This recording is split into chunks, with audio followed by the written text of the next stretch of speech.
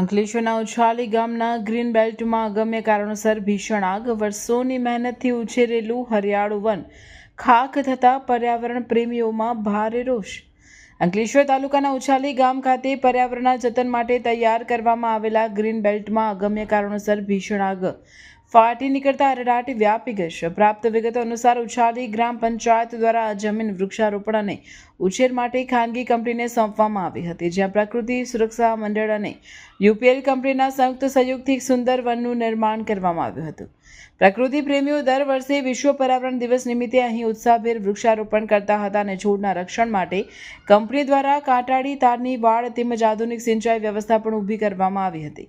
જોકે અચાનક લાગેલી આ આગમાં ઘટાદાર બનેલા મોટા વૃક્ષો સહિત નવા રોપાયેલા છોડવાઓને પણ વ્યાપક નુકસાન થયું છે. આ ઘટના અંગે પ્રકૃતિ સુરક્ષા મંડળે ઘેરા દુઃખ સાથે જણાવ્યું હતું કે વર્ષોની માવજત બાદ ઊભું થયેલું આ વન નાશ પામતા પર્યાવરણને કલ્પના બહારનું નુકસાન થયું છે.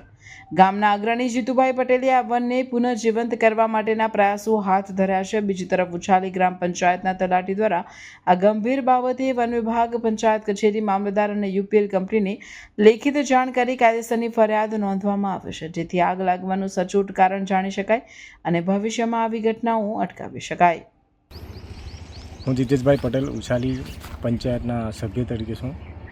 અમારા ગામમાં ગૌચરમાં જે વનીકરણ કરવામાં આવેલું યુપીએલમાંથી તેમાં આગ લાગેલી છે, તો તેનો પંચ્યાસ અને જવાબ પણ કરેલો છે અને ટીડીઓ સાહેબ અને મામલતદાર સાહેબને રિપોર્ટ પણ કરી આપેલો છે. અગમ્ય કારણોસર લાગેલી છે. જીવન કરવા માટે અમે પાણીને એનો પ્રયત્ન કરી રહેલા છે.